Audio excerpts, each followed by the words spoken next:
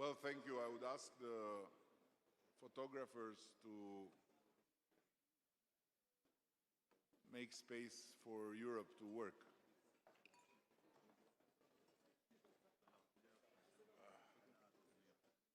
Extra large EU. Europe.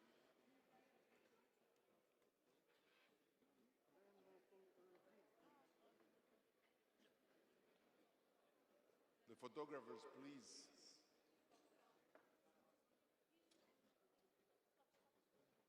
Europe has to work.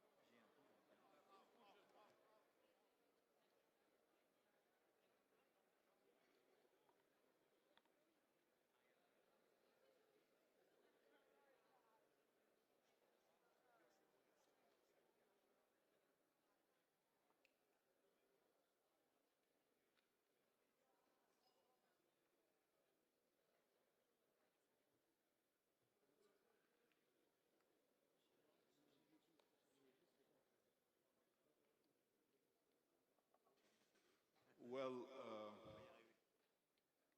I have first to share sensitive information.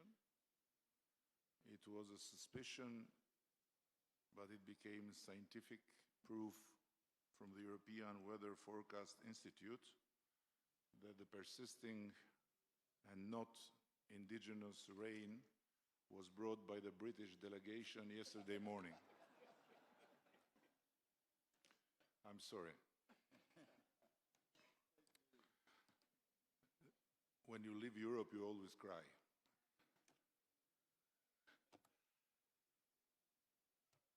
Every time I head towards an EPC summit, I'm haunted by a 16th century painting hanging in the British National Gallery.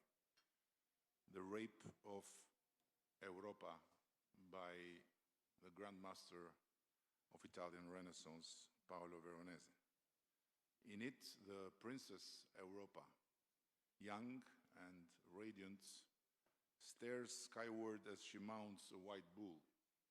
The bull is, of course, Zeus in disguise, the king of the gods, who will carry her away to a land from which she will never return. There is something hauntingly familiar in this myth, a resonance that feels all the more acute in the times we live in.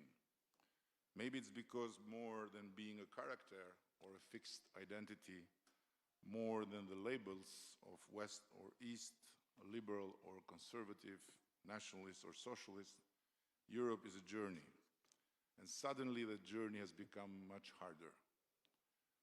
Highly distinguished guests and very dear friends, trust me, I struggle to find the right words to express my delight in hosting this European Political Community Summit here in Albania. It is truly an immense honor for all my country, for all the Albanian people, to welcome you all to this country and to this purposefully constructed house for the European political community in Tirana, where you are not surrounded by the nightmare of Avropa in Renaissance paintings, nor by the emptiness of a temporary gathering space. You are surrounded by Albanians' children's imagination of Europe. This was an obvious choice for us because children's dreams are never held hostage by the myths of the past. They are instead about imagining the future. Very similar, by the way, to the dream of Europe's founding fathers. And you have landed at a particularly poignant moment in this country, where we have learned to view the past through the eyes of the future and no longer to look at the future through the eyes of the past.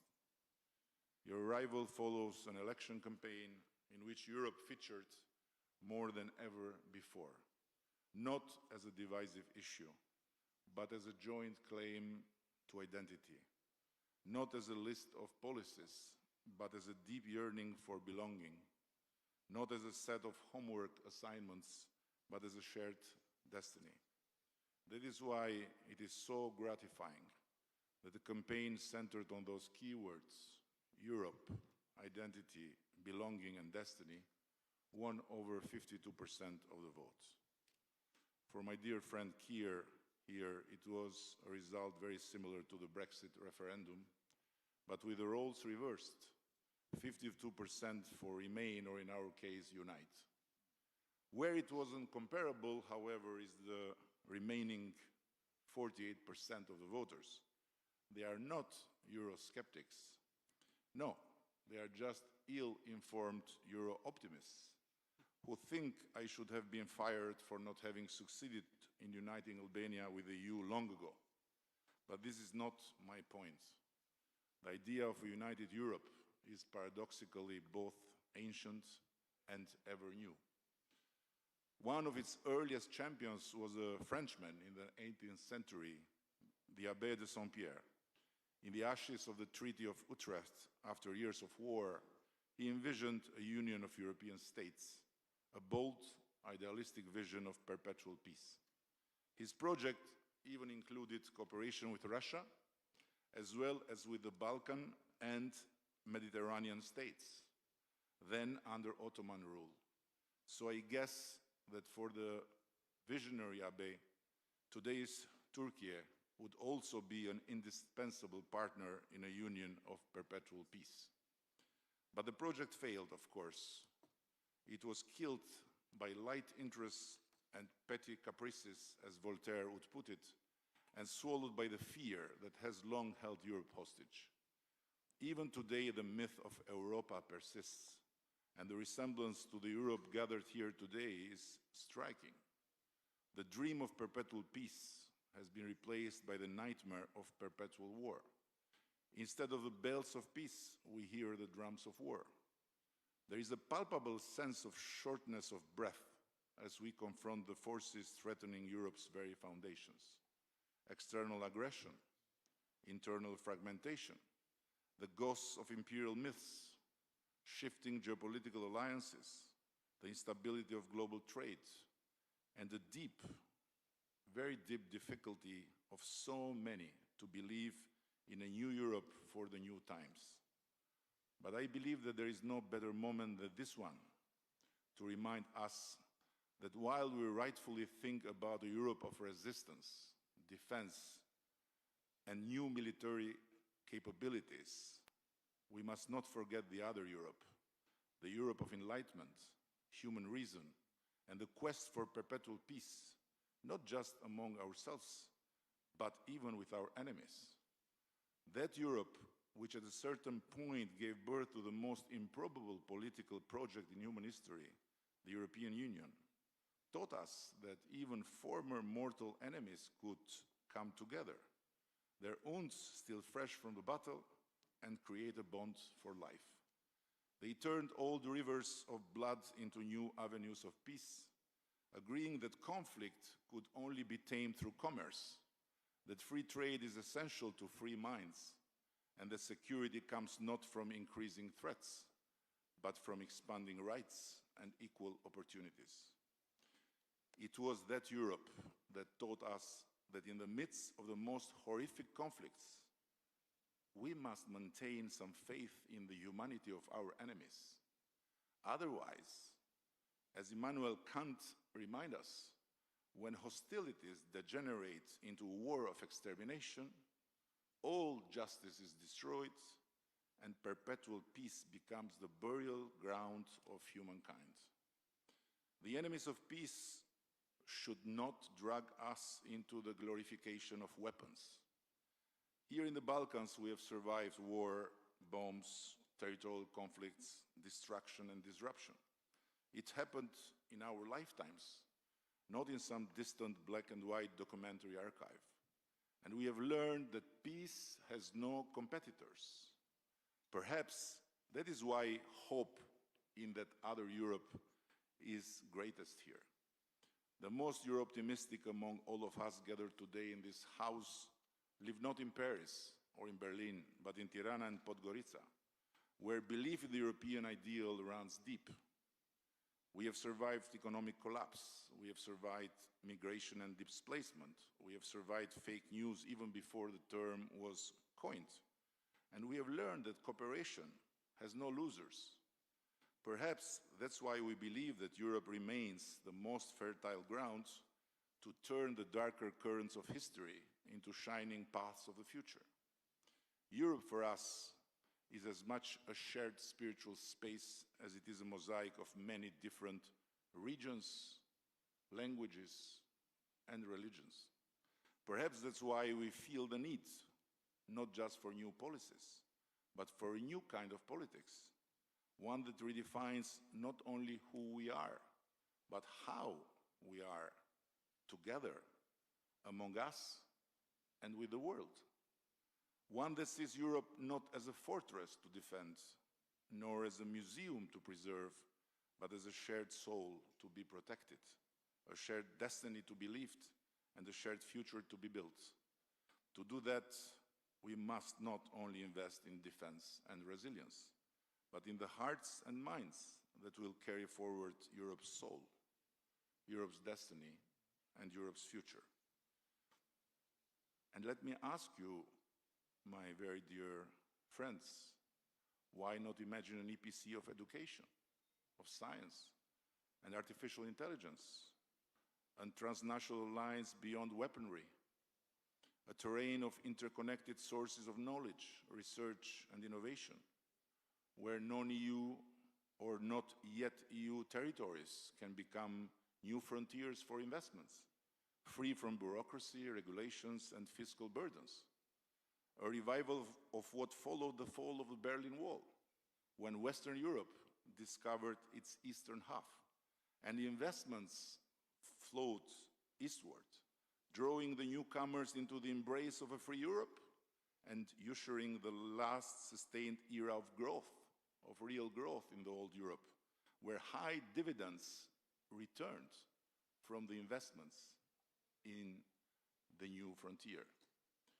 Let's give Europe's young people and start-uppers a better reason to stay than just talking about weapons and rearming. And let's give them a strong motivation to build and to dream on European soil, instead of looking and going far away to follow their dreams. Our struggle cannot be solely about resisting what others might do to us. It must also be about what we must do for ourselves, our children, and our Europe. It's not just about resisting destruction, this goes without saying, but it's about daring to build, to revive the wisdom of our history, and to strengthen the faith in our own human reason capabilities. When Donald Trump says that God saved him from the bullet because the Almighty had a plan for America, he tells only half of the truth. The other half is that God had a plan for Europe too. And it could not be more obvious. Europe, once again, has a God-given opportunity to reinvent itself. Let us ensure that Europa's journey, ours in this case, is not one of abduction, as in the painting of Veronese, but of return and renaissance. Return home, to a home filled with dreams of the future, free from myths of the past, by no doubt very well protected, but by no doubt resembling not the shape of weapons, but the imagination of both our children and our founding fathers, to a vision that is ours to make real. Thank you very much. And now, as a host, I am honored to pass the floor to the President of the European Council, Antonio Costa.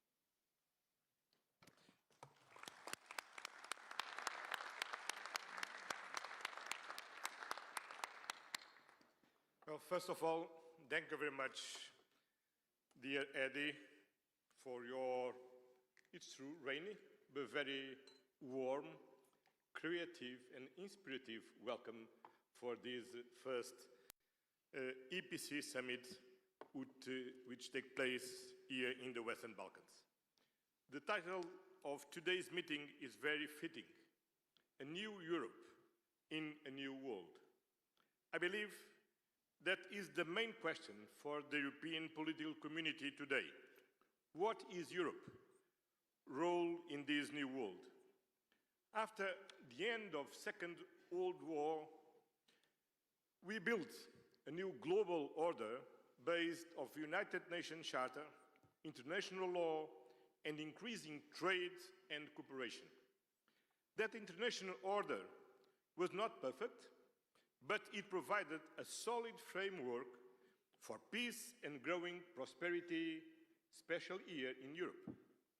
Now, that rules-based order is being undermined from many sides.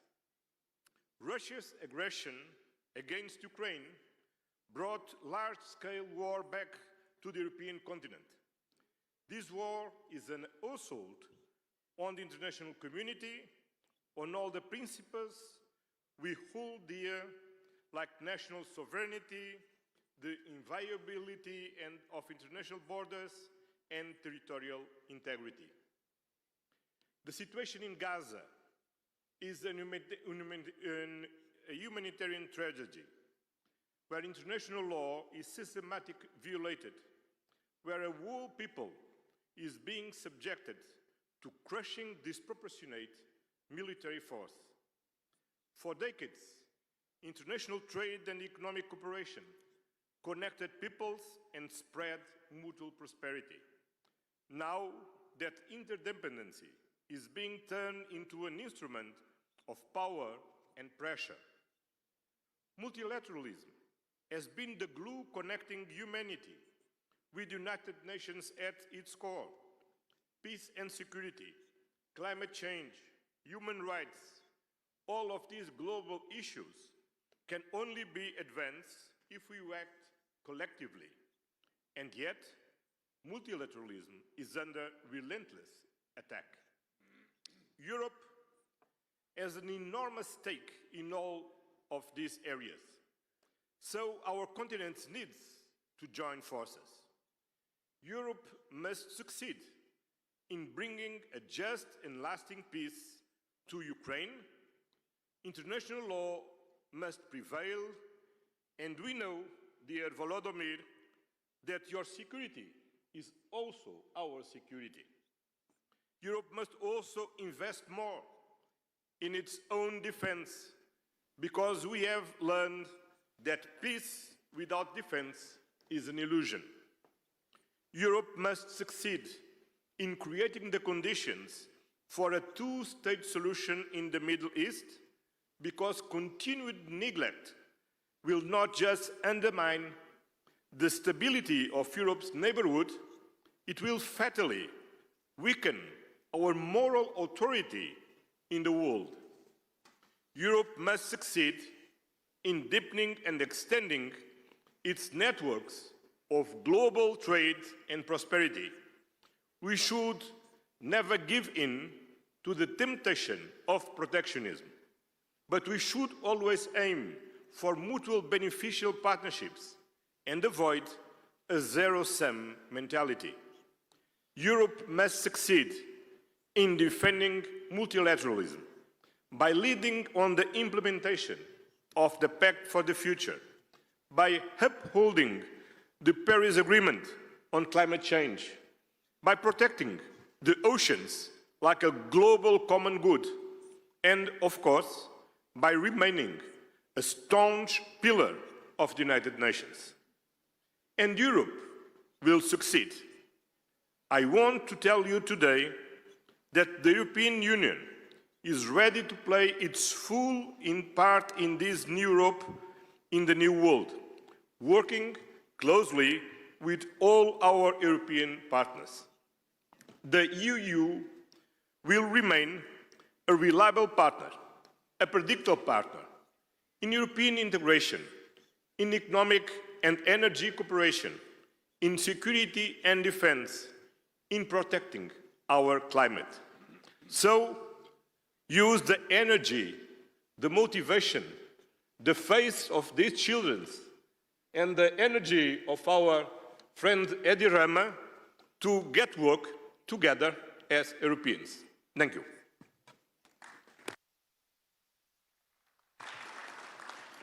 And now it's my honor to pass the floor to the President of the Republic of France, Emmanuel Macron. Your Majesty. Merci, Eddy. Merci beaucoup de nous accueillir pour ce sommet et félicitations pour le résultat électoral et en effet ce chemin européen et cette confiance dans l'avenir, dans l'Europe que tu as exprimé. Merci et je suis heureux de retrouver ici tous et toutes pour ce 6e sommet de la communauté politique européenne et le premier dans la région des Balkans. Et donc merci pour l'immense hospitalité et aussi pour avoir rappelé que derrière le rêve européen et ce qui nous unit, l'Europe n'est pas simplement une géographie, mais elle est toujours une mythologie, un récit et une traversée. et de rappeler que cette Europe de la Renaissance, des Lumières, celle de la paix, du progrès et de la culture est celle qui nous a inspirés et qui, au fond, donne envie. Néanmoins, nous nous retrouvons dans un moment de la vie de nos nations et de cette région qui, je crois, emprunte d'une certaine gravité la rencontre d'aujourd'hui, compte tenu des enjeux qui sont les nôtres. Et en fond, en essayant de préparer cette rencontre, je frappais de voir à quel point, et de manière sans doute inédite, on a aujourd'hui sur notre Europe un défi sur toutes les sécurités. Et réunir cette Europe large, au-delà de l'Union européenne, réunir justement entre égaux tous les chefs d'État et de gouvernement et toutes les nations qui sont ici représentées, c'est essayer de donner une chance à notre grand continent de faire face aux défis qui sont les siens à travers l'unité. Et je pense que l'unité entre nous tous est indispensable aujourd'hui compte tenu des menaces et des risques de division qui pèsent sur le continent. Évidemment, la première sécurité est la sécurité géopolitique. Vous l'avez exprimé l'un et l'autre. Et les menaces de guerre, de division qui frappent l'Europe et qui parfois menacent sa propre unité. C'est d'abord évidemment la guerre d'agression russe en Ukraine. Et Volodymyr sait combien ici il a notre solidarité. Et je pense que la bataille que nous menons tous, que nous avons portée nos collectifs la semaine dernière avec Keir, Donald et Friedrich, la coalition des volontaires qui s'est constituée et unie beaucoup ici autour de cette table pour soutenir l'Ukraine est importante, d'abord pour obtenir le cessez-le-feu. Et si besoin était, je crois que les dernières heures ont montré à cet égard que la Russie n'avait pas envie de cessez-le-feu. Et que s'il n'y a pas une pression accrue des Européens et des Américains pour obtenir ce résultat, il ne sera pas spontané. Et au fond, la Russie veut reprendre des discussions qui sont connues, celles qui se sont tenues entre février et mai 2022, qui n'ont pas empêché les crimes de guerre à Boutcha et ailleurs, et qui n'ont donné aucun résultat. Et nous devons pousser sur ce chemin et bâtir une paix juste et durable pour l'Ukraine. C'est aussi tout le travail qui est en train d'être finalisé, et j'espère qu'il sera parachevé et qui permettra un traité de paix entre l'Arménie et l'Azerbaïdjan, et je veux dire ici vraiment à Nicole et Ilham notre plein soutien à tous pour obtenir sur ce chemin la signature de ce traité de paix. C'est d'avancer sur des questions qui restent entre Belgrade et Pristina. C'est d'apporter notre soutien à la Moldavie, victime chaque jour des ingérences russes. Et c'est rappeler l'importance d'échéances électorales en cours qui, là aussi, on le sait très bien, font l'objet de telles ingérences. Et enfin, comme vient de le dire Antonio, c'est nous coordonner pour apporter une réponse tous ensemble à la situation humanitaire inacceptable à Gaza, obtenir là aussi un cessez-le-feu immédiat, une réponse humanitaire, puis une réponse politique, qui est une seule possibilité d'avoir un chemin qui est clé pour l'unité de nos pays et les principes que nous défendons, mais qui est aussi le seul moyen, au vu du reste du monde, d'être compris sur ce que nous faisons sur l'Ukraine. Et je ne compare aucune situation, mais je veux insister pour nous tous sur cela.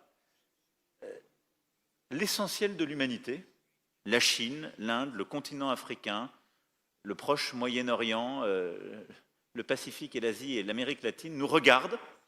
Parfois, ils ne comprennent pas totalement ce qu'on fait sur l'Ukraine, soyons lucides, mais il faut l'assumer et l'expliquer. Mais elles ne nous comprennent plus du tout sur l'Ukraine quand nous restons silencieux sur Gaza. Parce qu'elles nous disent, vous êtes étranges, vous nous dites que notre vie est en jeu quand il y a la souveraineté territoriale qui est attaquée, puis vous fermez les yeux quand il y a un massacre.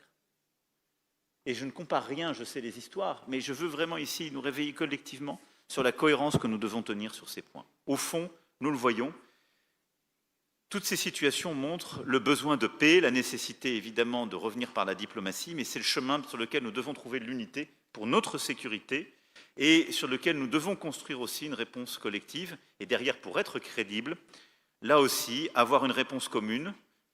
Une large majorité d'entre nous font partie de l'OTAN, mais nous avons aussi besoin d'avoir un pilier européen fort dans l'OTAN et d'agir en européen pour notre sécurité collective. Et les dernières semaines et les derniers mois l'ont montré. Et l'Europe large prend encore plus de force et de pertinence dans le moment que nous vivons pour justement assurer sa propre sécurité. La communauté politique européenne est aussi l'espace qui permet de bâtir la sûreté pour nos populations.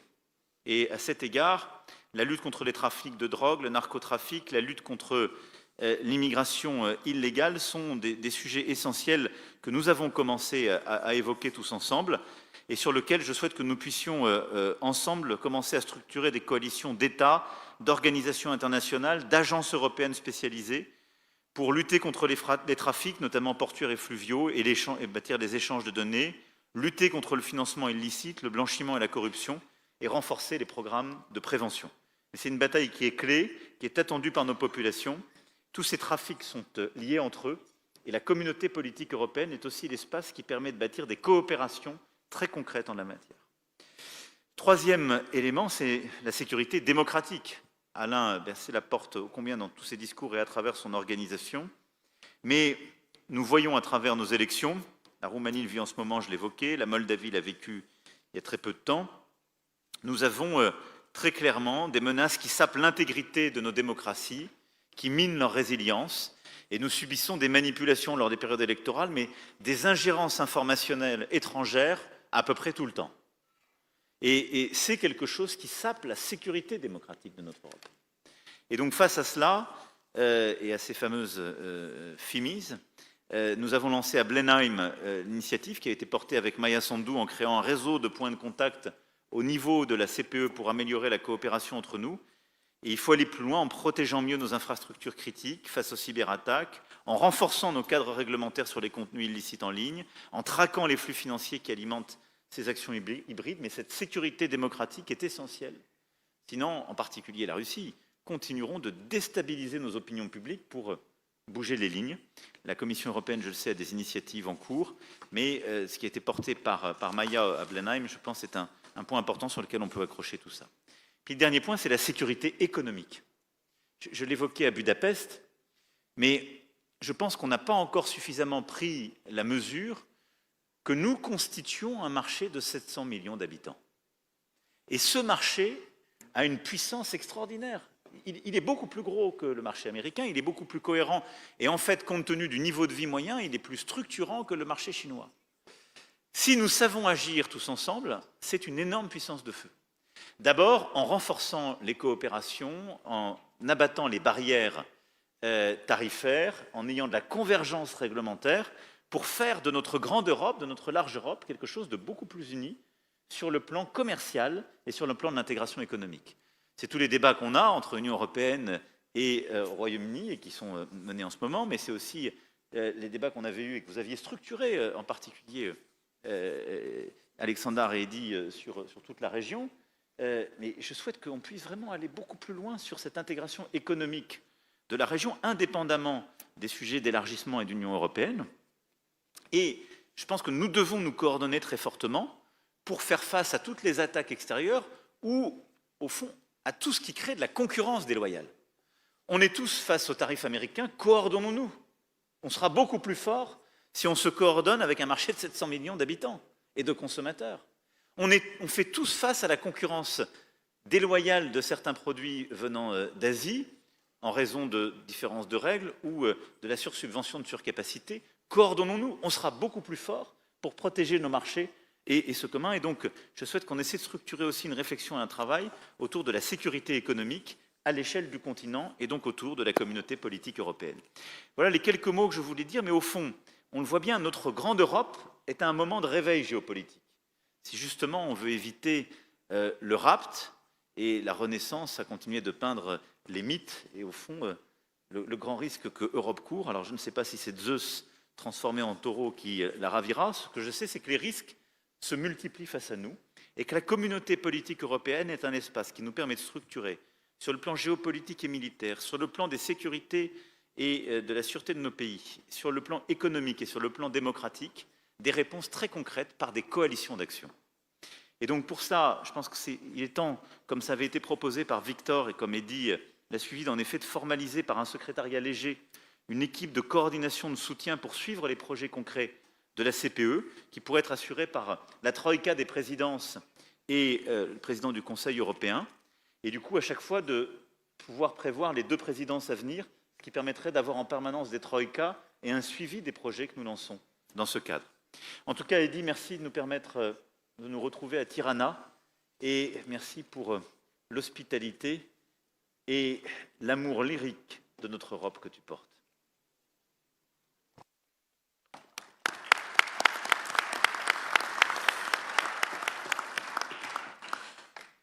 Thank you, and now it's an honor to give the floor to a special friend of all of us and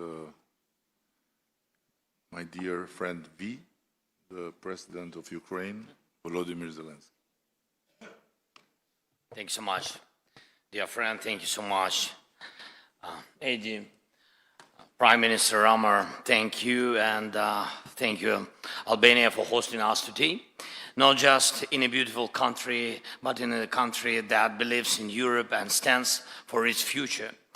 Dear friends, thank you all for your support, and I appreciate that we share the same understanding. This war Russia against Ukraine must be ended as soon as possible and in a just way. Ukraine needs peace. Peace in Europe depends on whether Ukraine will get it. All of you know that this week we had a real chance to take important steps toward ending this war, if only Putin had not been afraid to come to Turkey. I was in Ankara yesterday, and thanks for participation and hosting us, President Erdogan. And I was ready for a direct meeting with Putin, whether in Ankara or in Istanbul, and not just for a meeting, but to resolve all the important issues to my mind. But he didn't agree to anything, Putin. And you can also see that the Russian delegation that came to Istanbul is of a very low level. None of them are people who actually make decisions in Russia. Still, I send our team to Istanbul, led by Ukraine's Minister of Defense, at least to see if those Russians can actually decide anything. Our number one priority is a full, unconditional and honest ceasefire. This must happen immediately to stop the killing and create a solid basis for diplomacy, first of all. And if the Russian representatives in Istanbul today cannot even agree to that, to ceasefire, to this clearly necessary first step, then it will be 100% clear that Putin continues to undermine diplomacy. If that's not the case, there must be at least some result today, starting with a ceasefire. The Ukrainian delegation has a mandate to make decisions. As we saw yesterday, Russia sent almost the same people it sent in 2022.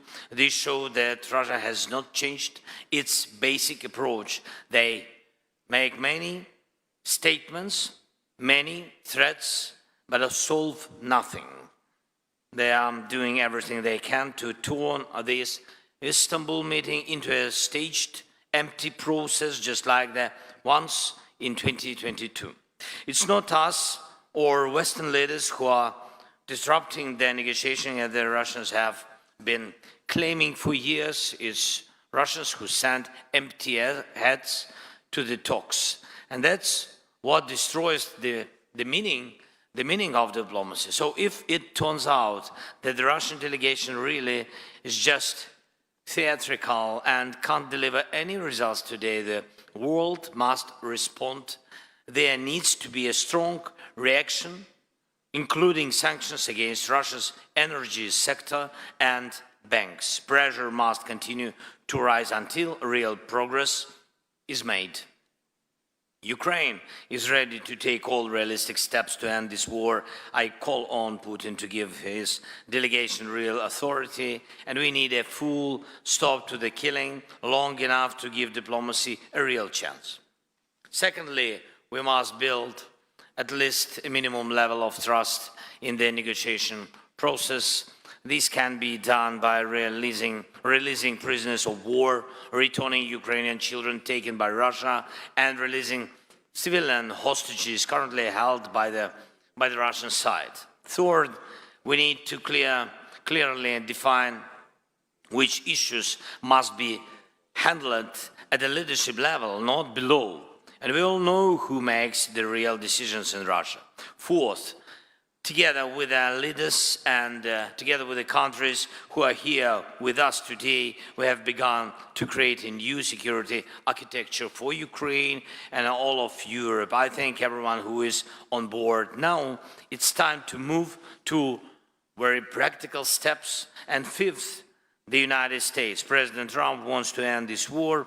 We need to keep working closely with President and stay as coordinated as possible. Long-term US support is also essential. An American backstop is needed. It's important that we all work together on every level to make that happen. And of course, I will keep you informed throughout the day about what is happening in Istanbul and whether there is any chance the Russian delegation will take real steps to stop the killing and bring the war to an end. Thank you, Eddie, again for the invitation.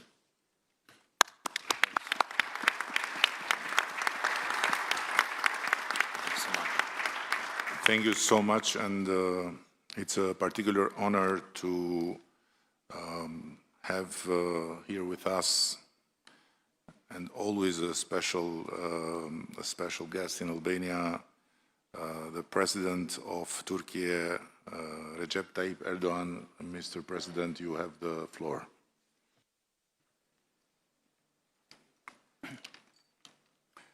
Değerli devlet ve hükümet başkanları, kıymetli katılımcılar, sizleri şahsım ve milletim adına saygıyla selamlıyorum. Avropa Siyasi Topluluğu 6. zirvesinde sizlerle tekrar bir arada olmaktan büyük bir memnuniyet duyuyorum. Arnavutluk Başbakanı değerli dostum Sayın Edi Rama başta olmak üzere zirvenin düzenlenmesinde emeği geçenlere teşekkür ediyorum. Kıtamızı yeniden tanımlayacak yeni bir vizyonu konuşmak için bir araya geldik.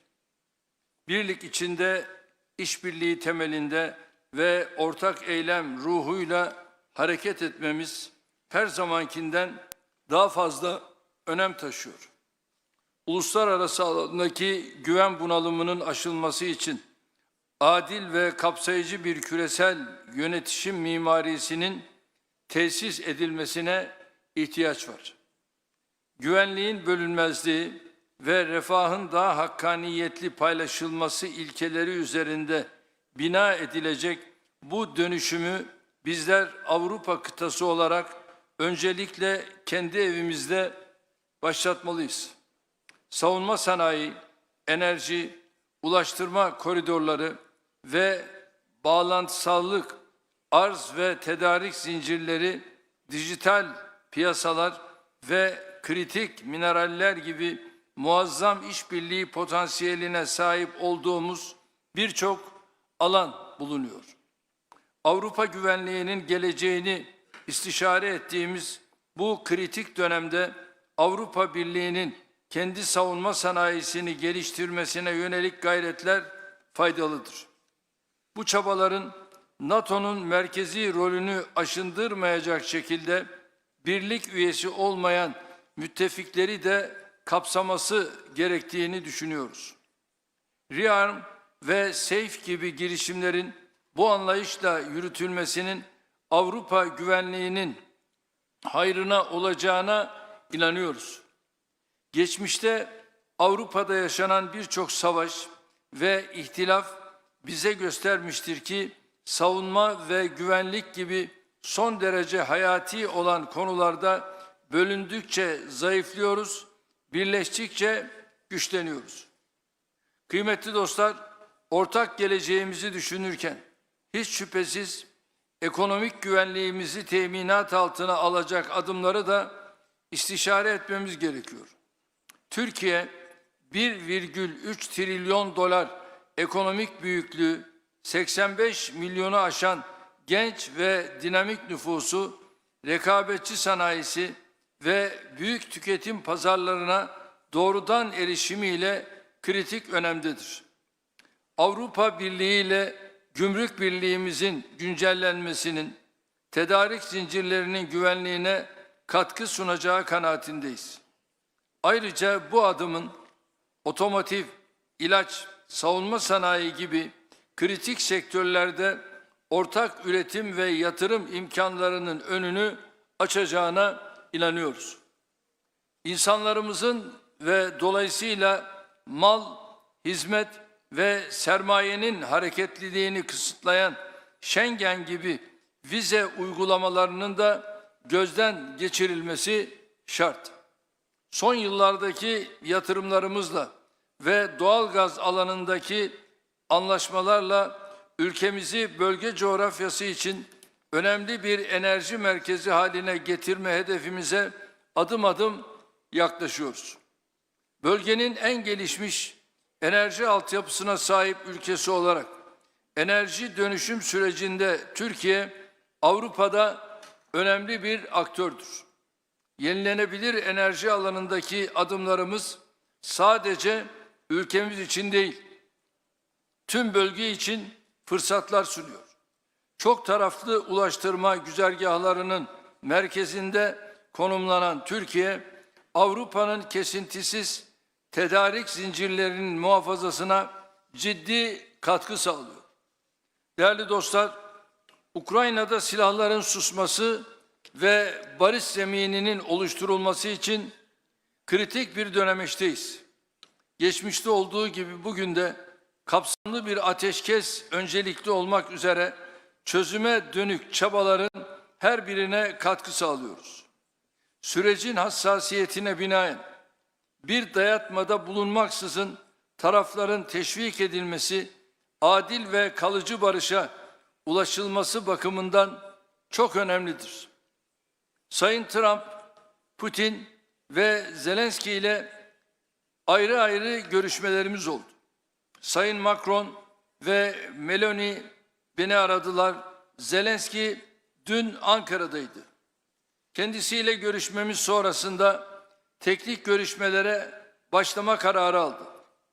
Mart 2022'den bu yana ilk kez akan kanı durdurma noktasında önemli bir fırsat penceresi aralandı. Nitekim şu anda İstanbul'da Dışişleri Bakanımın riyasetinde görüşmeler Rusya, Ukrayna, Türkiye arasında devam ediyor. Bunun heba edilmemesi gerektiğine inanıyorum.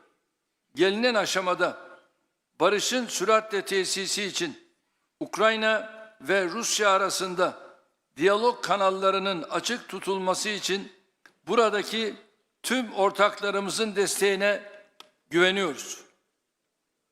Her zaman ifade ettiğim gibi adil bir barışın kaybedeni olmayacaktır. Türkiye bu süreçte üzerine düşenleri yapmaya devam edecektir. Sayın devlet ve hükümet başkanları, Gazze'de 20 aydır eşi görülmemiş bir insani felaket yaşanıyor. Her gün çoğu çocuk ve kadın, onlarca masum katlediliyor. Buna dur demek, artık yeter demek mecburiyetindeyiz. Netanyahu'nun uzlaşmaz, saldırgan ve kibirli tutumu Gazze ile birlikte tüm bölgemizi, burada yaşayan farklı inançlardan insanları da tehlikeye atıyor. Gazze'de ateşkesin tesisi için de Avrupa'nın gereken iştiyak ve ilgiyi göstermesini bekliyoruz. Gazze'de 2 milyondan fazla insanın açlığa mahkum edilmesi karşısında uluslararası camianın eylemsiz kalması ne vicdani kıstaslarla ne insanlık onuruyla bağdaşmaktadır. Kalıcı ateşkesin yanı sıra insani yardım sevkiyatının teminat altına alınması ve Gazze'nin yeniden yaşanabilir hale getirilmesi için de tüm imkanlarımızı seferber etmeliyiz. Esas hedefimiz ise sürdürülebilir tek çözümü teşkil edecek olan 2 devletli çözümü hayata geçirmek olmalıdır. Suriye'de yaklaşık 14 yıldır süren çatışmaların sona ermesiyle yeni ve umut dolu bir sayfa açılmıştır. Amerikan Başkanı Sayın Trump'ın Suriye'ye yönelik yaptırımları kaldıracağını duyurması, Suriye'nin bir an önce refaha kavuşması için atılmış çok kıymetli bir adımdır. Bu kararıyla Sayın Trump, bölgesel istikrara ve kalkınmaya verdiği önemi bir kez daha göstermiştir. Söz konusu kararın diğer ülkelere de örnek olmasını diliyoruz. Avrupa Birliği tarafından sabık rejime yönelik getirilen yaptırımların aynı şekilde ivedilikle kaldırılmasını, yeniden imar faaliyetleri için mali destek sağlanmasını bekliyoruz. Elbette bu destek, ülke dışındaki Suriyelilerin gönüllü, onurlu ve güvenli geri dönüşlerini de hızlandırıcı bir etki yapacaktır. Kıymetli devlet ve hükümet başkanları, belirsizliklerin arttığı mevcut ortam, bizleri ortak çözümler etrafında kenetlenmeye mecbur kılıyor. Dayanışmayı, kaynaklarımızı iyi kullanmayı ve samimi işbirliğini sağladığımızda kıta olarak üstesinden gelemeyeceğimiz tehdit ve sınama kalmayacağına canı gönülden inanıyorum. Bu düşüncelerle toplantımızın güvenli, müreffeh ve istikrarlı bir Avrupa için hayırlar getirmesini temenni ediyor. Hepinize saygılarımı sunuyorum.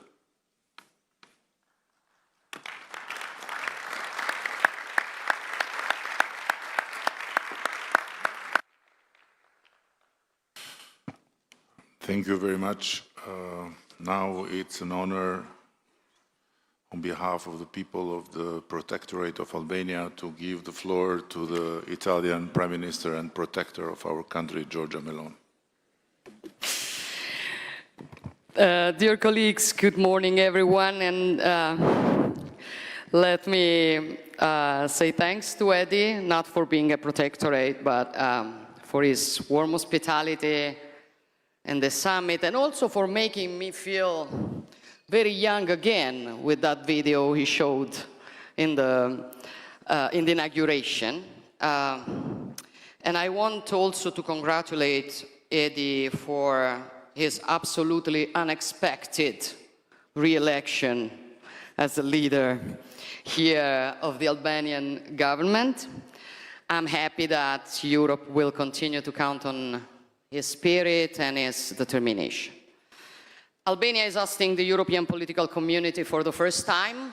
I value it as particularly significant, not only for this nation, but for all of us. I have always considered the European identity as fact, established by history even before geography. A concept harder to enclose in a definition than to understand by impulse. Albania is, of course, Europe, just like Italy or Serbia or Norway, regardless of whether they are part of this or that organization. That is why it always makes me smile when someone attempts to claim the right to decide who's European and who's not. Among the states that are around this table today, several have decided not to join the EU, others aspire to be part of it. Both are no less European than the 27 EU member states. Yet the EU is today the soundest common home to achieve what I like to call the European reunification, attained amongst people who may differ from one another, and yet they are a part of one whole, like the different fingers of a hand. Peoples who have fought each other over the centuries, yet are in reality one single people. Also, for this reason, being here today means taking a step forward in the historic process of reunifying Europe, because if we really want to build a new Europe in a new world, we cannot imagine doing so without the Western Balkans, without their peoples, without their identities and historical backgrounds. Western Balkans do not lie on Europe's finger or beyond our continent. They are in the very heart of our continent. They are the bridge region between the East and the West, between what St. John Paul II liked to call the two lungs of Europe. For this reason, Italy is committed in Brussels to asserting a strategic approach to the Western Balkans to take into due account, despite the complex challenges posed by the region, the need to provide these countries with a clear EU integration perspective. Of course, enlargement involves new challenges, but I'm convinced that the European integration of Western Balkans, as well as towards the East, is also a strategic investment on Europe's own security, even more so in light of what is happening on our borders. We live in an extremely interconnected world. Our destiny's interdependence is fact. What happens on Europeans' eastern borders is connected with what happens on its Mediterranean borders and vice versa. The wound that Russia's wars of aggression against Ukraine has inflicted on the rules-based international system still produces the stabilizing effects well beyond the war borders. And like a domino, this contributes to reigniting or detonating other crisis hotbeds. We have witnessed this in the Middle East, and not only there. That is why we will continue to stand by Ukraine and to strive for this war to immediately come to an end, because our security and freedom depend on restoring the force of law over the law of the strongest. And speaking of Europe and freedom, I believe it is nothing more European than a people willing to risk everything to defend its own freedom and independence. Every day, the heroism and tenacity of the Ukrainian people reminds us what Europe is and what the deepest aspect of our common identity is: freedom. We defend our freedom and we want peace. Volodymyr and the Ukrainian people want peace, and we newly witnessed it yesterday. The world saw who was really willing to sit at a negotiation table and who was not. And this shows also with respect to certain propaganda who looks for peace and who doesn't. At the same time, we must not interpret what happened yesterday as a setback and throw in the towel. Instead, we must insist with determination to finally achieve an unconditional ceasefire and a true peace agreement with serious security guarantees for Ukraine, and we are absolutely ready to do what is needed to reach this goal. However, colleagues, I do agree with many things that Eddie said in his speech, but building a new Europe in a new world, as advocated by this session, means, in my opinion, before talking about what we have to do, starting from our very foundations and reflecting mainly on who we are. None of us is interested in strengthening any form of union amongst European states, if not for protecting what we are and what we want to continue to be in the coming decades and centuries in such a fast-changing world. Because if Europe sometimes proves unable to face the great challenges, it is no one else's fault. It is our responsibility. And it is up to us to choose whether to go along a decline or instead fight it. And if we decide to fight it, first of all, we need to regain awareness, which is mainly awareness of who we are, what the European civilization is, of the great achievements it has accomplished across the history of humankind. A synthesis of values resulting from the encounter between Greek philosophy, Roman law, Christian humanism, a synthesis of values that allowed European civilization to conceive a world in which the person is central, life is sacred, and human beings are free and equal. A civilization that respects the identities of the others without denying its own, and that builds peace where instead others see destruction. We are this. We are this before everything. And I think we have, first of all, to remember it every day if we want to build a Europe up to the role received from history. Thank you.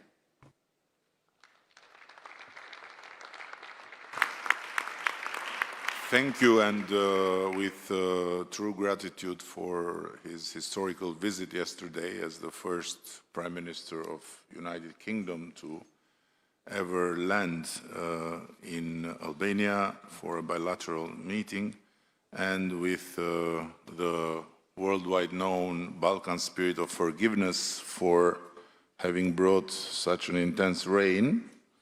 I'm honored to give the floor to the Prime Minister of United Kingdom, Keir Starmer. Thank you, and the floor is yours. Thank you, Eddie, and it's really good to see everyone around the table here today. And thank you, Eddie, for bringing us together. I would remind you it was sunny when I got off the plane yesterday morning. We brought the sun from London, and this rumour that the weather is down to the British is completely wrong. But look, you've brought us together, Eddie. It is a really important day, a really important meeting, because this is a crucial moment for our continent. And that's been reflected, I think, in the remarks of everybody so far. And I was struck by your opening words, Eddie, because we are entering a new era. We are all saying that, and we need to recognise that it's a new era, but it's one characterised by volatility and instability, sadly. That is the new era that we are entering. As we do so, the opportunity for all European leaders to come together, each of us facing challenges for our security and our economies. I think as we do that, the value of the EPC could not be clearer. So it is very important that we're here today. That's why I was so pleased to host the summit last year at Blenheim Palace, very shortly after my government was elected, within the first 2 weeks.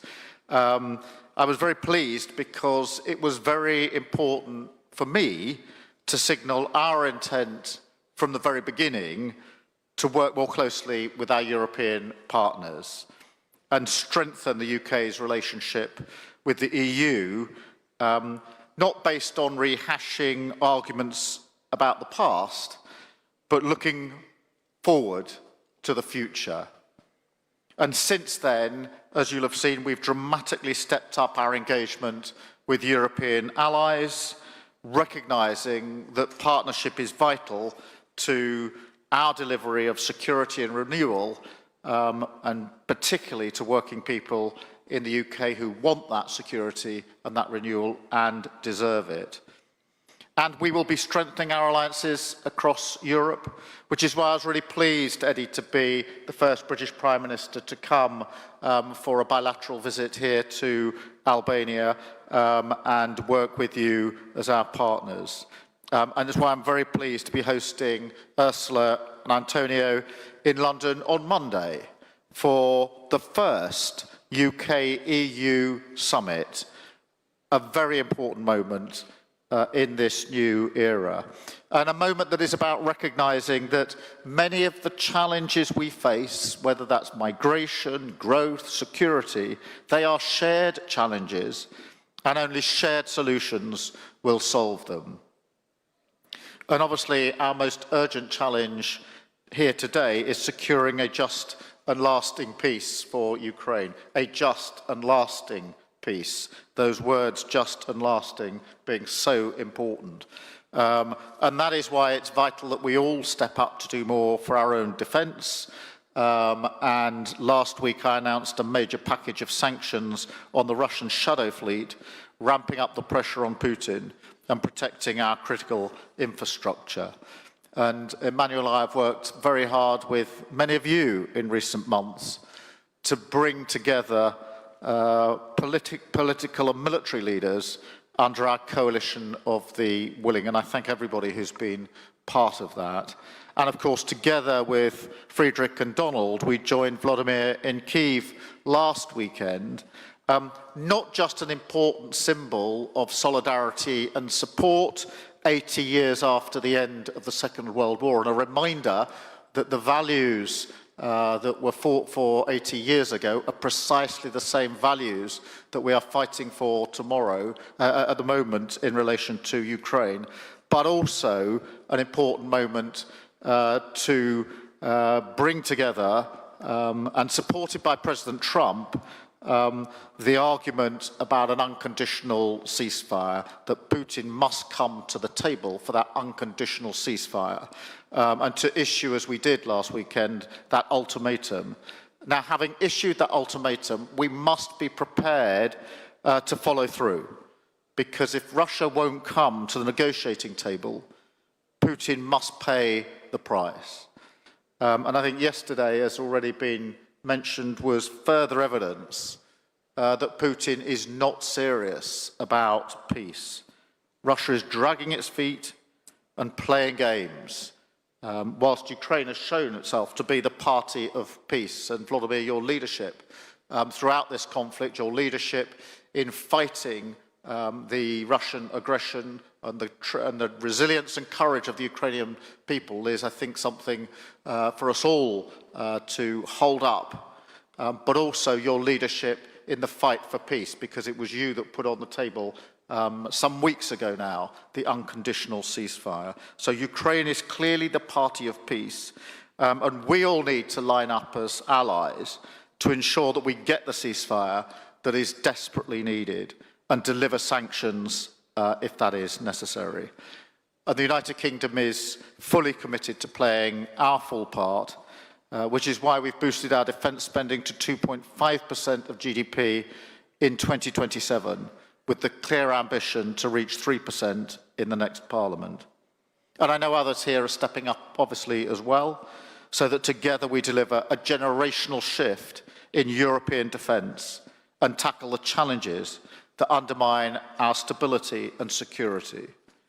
And those challenges include migration, a challenge that preys on the most vulnerable and places a huge strain on our immigration system, as well as our public services.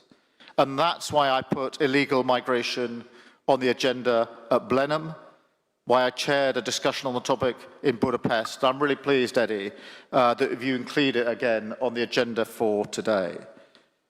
Because the truth is, this is a challenge that crosses our borders, a challenge we have to confront together.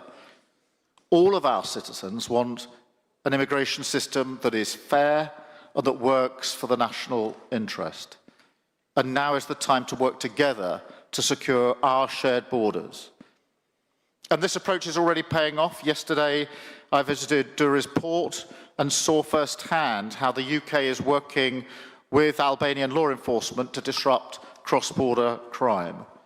And in March, I hosted the first major international summit to tackle organised immigration crime, highlighting work with European partners that is already driving results.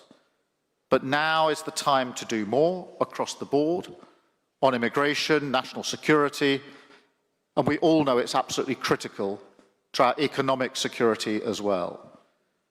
So in a new era for trade and the economy, we will increase our resilience, strengthen our alliances, and reduce barriers to trade with our allies around the world and across Europe. In this time of great uncertainty and volatility, the UK will not respond by turning inwards, but by taking its place on the world stage, strengthening our alliances, supporting freedom and peace in Europe. And I thank you, Adi, again for convening us today in pursuit of those common themes and issues. Thank you very much, and it is a unique privilege to have the chance to congratulate in person in Tirana newly elected Chancellor of Germany. And it is, I believe, a lifetime chance to be the Prime Minister of Albania and have in your hands the possibility to give or not give the floor to the German Chancellor. So the floor is yours, dear Chancellor Merz, and congratulations, and we all look forward for the leadership of Germany. Thank you, Prime Minister, dear Edi Rama. Many thanks for your warm welcome and many thanks for your hospitality here in Tirana. And let me say that I'm very happy to be here and to have the honor and opportunity to be with you first time in this distinguished group of political leaders of Europe. Thank you to all of you who sent congratulations to my election, and I'm looking forward to a very close cooperation myself, but our new government as well, with all of you. So it's strongly needed, but we are ready to do so. Having said that, allow me to focus on 2 or 3 issues briefly. The first one is this European continent is challenged by something which we have not yet seen for decades, which is a very tough and strong war in Ukraine. This is not just a war against this country. If it were so, it was critical and terrible enough. But this is something which is directed against the entire political order of our continent. So you all know that Donald, Keir, Emmanuel and myself, we went to Kiev to see President Zelensky last Saturday. And we did that not just on our own behalf. Hopefully we did that on behalf of all of you, to show our decision and our commitment to this country and to this European political order. And we are determined, the 4 of us, and I hope all of you, that we have to continue to give support, strong support, politically, economically, financially, militarily, to this country.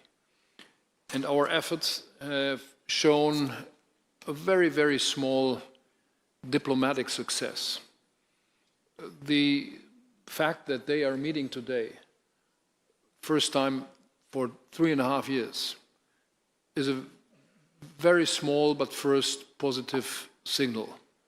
We have to do more on that, on diplomatic efforts, but we have to be very clear on our military support for this country as well. There should be no doubt that we are willing to continue to give our support. My second comment goes to our alliance with the United States. You know that my country is extremely grateful for what the Americans did after the Second World War. And we honored that several times in the last decade, especially last week when we celebrated, or when we thought about the 80 years of freedom and peace in Europe. I think that we have to undertake all efforts what we can to keep the Americans on our side. We cannot substitute or replace what the Americans still do for us in Europe, on our continent, and for our peace and freedom. We are faced with migration, and Keir Starmer mentioned that already. So let me give just one brief remark on us. We are faced with migration threats for a decade now. We are trying to resolve that. We will do anything what we can do jointly with the European Union, but we have to do something on our own. All what we are doing is in line with European law, and we are trying to coordinate our efforts with all our neighbors. And we are not willing to do anything what is giving new threats to you. But let's do it strictly, jointly, and efficiently. Third remark goes to our military procurement. We are all willing to spend more on military and on defense. That's true and necessary. But I have one demand. Don't let us talk about money only. We have to talk about efficiency, about the numbers of systems, and about economies of scale. We are not receiving enough material for our money. We are spending a lot of money, and we have to do more.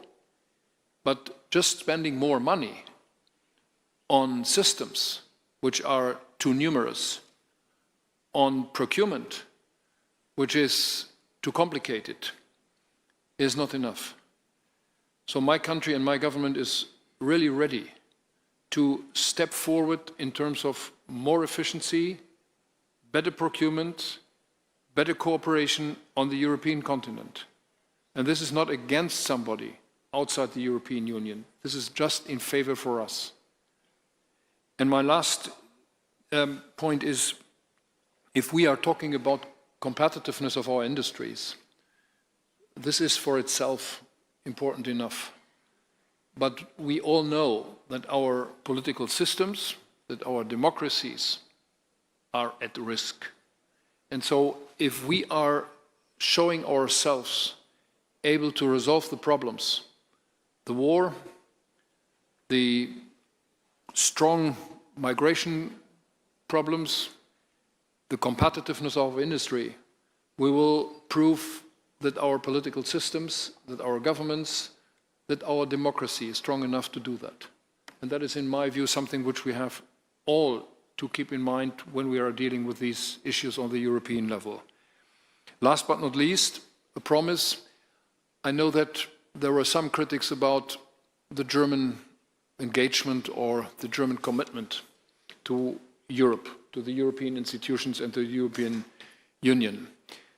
I asked my government to be as much as possible present on the European level, in the Council of Ministers, on other European institutions like this one and others, to show that Germany is clearly committed to what is necessary now in Europe, and that we are willing to find a new approach on our European commitment. That's not because we love Europe so much, that is because we all know that we can only be successful jointly. So many thanks for your warm welcome in this group. I'm looking forward to cooperate with you. I'm feeling very much at home in this group of people. Thank you so much.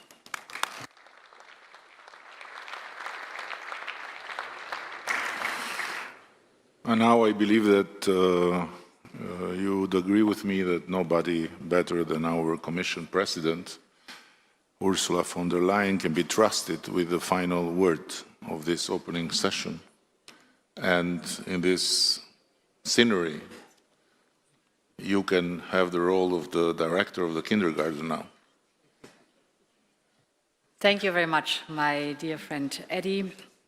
Thank you very much for convening us here. Outstanding again, as we know you. And indeed, many of you said that the changes we are living through are historic, without any question. When the wall fell in 1990, the end of history was proclaimed. And you all remember that we assumed that economic and political freedom would eventually converge and that this would unite people. Now, as we are here today, history is back, and so are geopolitics. What we have perceived as a world order is becoming a world disorder, triggered not least by Putin's imperialistic ambitions and other geopolitical struggles. In recent years, and just as we spoke here, Emmanuel, the need for a wake-up call for Europe has often been articulated. Well, today Europe is awake, wide awake, and we know that we must leap forward. We have to close the innovation gap. Eddie, you mentioned it. We have to boost our competitiveness. We have to build our own resilience. And we have to widen and deepen the network of partnerships that we have around the world. We all have learned that when there are big crises, Europe certainly provides some of the big answers. And we all know it in the last years, the pandemic, the climate crisis, the energy crisis, the Russian war against Ukraine. All these are serious crises that have really challenged us, but Europe has emerged bigger and stronger from every crisis. Europe has moved closer together in the face of these turning points in history. And Europe has stood united in its unwavering support to Ukraine. Because we should not forget, this is also why the European political community has been founded and created, to rally around Ukraine in the face of Russia's aggression and to preserve peace on the continent, while Russia has left Europe. The mere fact that we are sitting here today, together, with you, Volodymyr, is proof of our ironclad unity. For 3 long years now, we have demonstrated our unity, our resolve, and even greater cooperation to defend the sovereignty of Ukraine, to find a path towards a peace settlement, and strong security guarantees for Ukraine. And all along the way, most members of the EPC supported hard-hitting sanctions on Russia, and these sanctions are biting.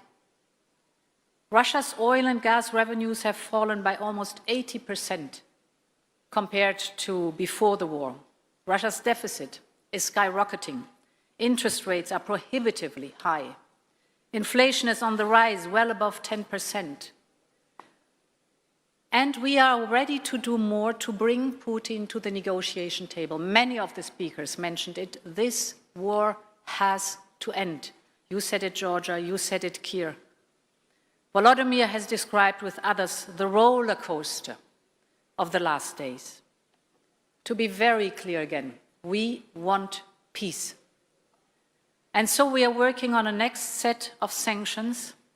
Main elements of this package will be, for example, sanctions on Nord Stream 1 and Nord Stream 2, further listing of vessels in the shadow fleet and lower the oil price cap, and more sanctions on Russia's financial sector, because we want peace and it is time to seriously engage on that. But we are also gathered here in Tirana to build our common future. And it was wonderful to listen to the different speakers. Our future of a Europe that is an era of shared prosperity. If we are successful in building this prosperity, and I have no doubt we will, that is the glue for stability and peace on our continent. This is stronger than any aggression, shared prosperity. To do this, connectivity must be high on our agenda. We are already creating such opportunities through our Ukraine facility and our growth plans for the Western Balkans and Moldova. And soon we will look at the Black Sea with a dedicated EU strategy for the Black Sea and a connectivity agenda linking Europe with Central Asia through our partners of the South Caucasus. This is an amazing vision to work on, to invest in cross-border transport infrastructure, the flow of trade, create digital links, connecting people around the European political community. Our web of partnerships have been developing at light speed during the last 3 years. And this is what is making the EPC more than an idea or a forum. It is the expression of our ability to address and to master together the challenges that occur as Europeans. And it is with confidence and with hope and with determination that I can say at the very end, long live Europe. Thank you so much.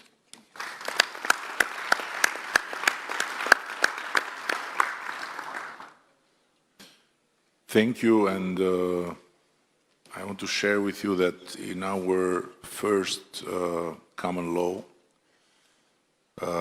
written in Middle Age, there is a very fundamental chapter about hospitality. And it starts with a quote that goes, "The house of the Albanian belongs to God and the guest." And that quote is really very profound, and it's the origin of the fact that we ended the Second World War as the only country that had more Jews after than before, because they were guests in this country and they were protected with Albanian lives. But among many commandments, feeding well the guest is absolutely crucial. So please follow me now, and if you have been told by EU that there is no free lunch, you will change your conviction. There is, and there will always be for you anytime you come to Albania in whatever capacity. And in 1 hour, we have to go back and to make Europe work. Thank you. Thank you.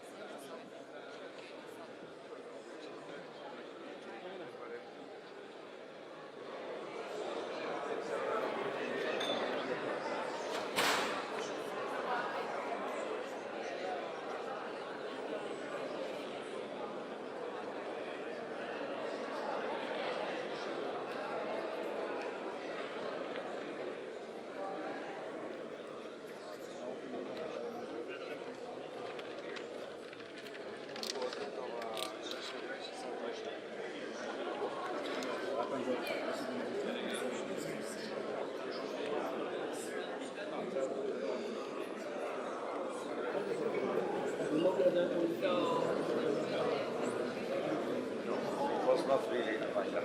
They just